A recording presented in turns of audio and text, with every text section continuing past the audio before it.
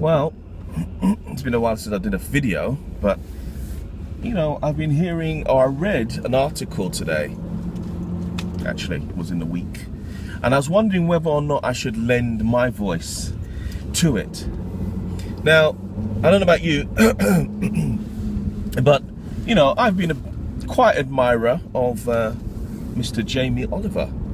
You know, I thought what his intentions for schools and for young people was excellent in terms of nutritional food, and you know, the fact that he was concerned that school dinners were, you know, basically unhealthy for young people. Great. I think that's fantastic. You know, something that I would definitely and did support. Here's the thing. Now, jollof rice. If you are a West African, whether you're born in Ghana or Nigeria or any other West African country, even if there's a variation of a theme, because even within Nigerian culture, you've got Yoruba, you've got Igbos, and we both cook jollof rice, and differently, but essentially the ingredients are still the same. I watched a video of Jamie Oliver's version of jollof rice. Now, let's be clear. Most people don't know, unless you're around Africans, you know, whether you're even Caribbean or English, you know, if you've been around West Africans, you've dated West Africans, you will come across jollof rice, pounded yam, egusi soup. You know, these will be the spearheads of our dishes. So you will know about those things. But you know, more people know about Jamie Oliver than they do know about jollof rice. I can say that if you're English or if you're born in the UK. So, as a chef, if he came up with something called, I don't know, beans on potato sauce, that would be kind of like a real new thing. That would be brand new. That would be so new, you know, people are gonna go, oh, that tastes great. Oh, the seasoning in that. Gotta have me some beans and potato and whatever. I want to have me some of that. Okay, great. Because he's actually a brand, you know, and he's a respected brand. You know, you've got other people like Gordon Ramsay. If they came up with something, people pay attention.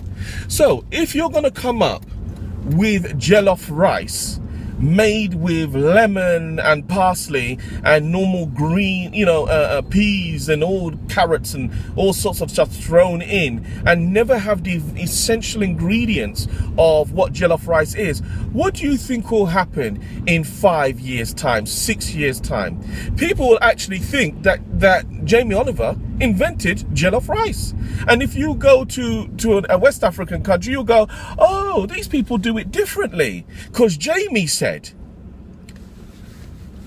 Let me tell you something.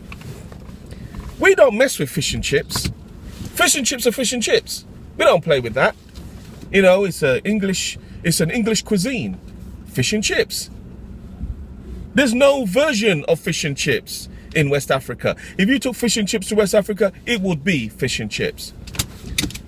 Jamie Oliver, leave African cuisines alone unless you are going to be authentic.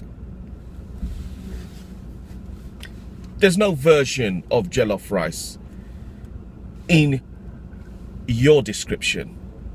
If you want to cook West African food, as much as you want us to respect catering, and I'm all for being creative with food, don't get me wrong, but if you want to be authentic and you're going to give a name to a dish that West Africans have been eating for centuries, and you want to share that with your public, then be authentic or leave it alone. Because I think there's enough West African heritage that is already being facsimiled, depleted, recreated, so that when you get down to the bare bones of it, you won't even know. You wouldn't even know that jollof rice in 20 years' time was actually a West African dish, but was created by Jamie Oliver. No, I don't think so. So that's my view. Yes, by all means, cook our food if you have to, but get off your backside and do an apprenticeship. Go and find a West African cook, You don't even need a West African chef. In fact, you don't even need a cook. You just need to find yourself an Igbo woman and ask her how you make jollof rice, and she will teach it to you in a heartbeat, and you will be able to do it as authentically as any other West African has. That's my beef for today. Keep Africa authentic.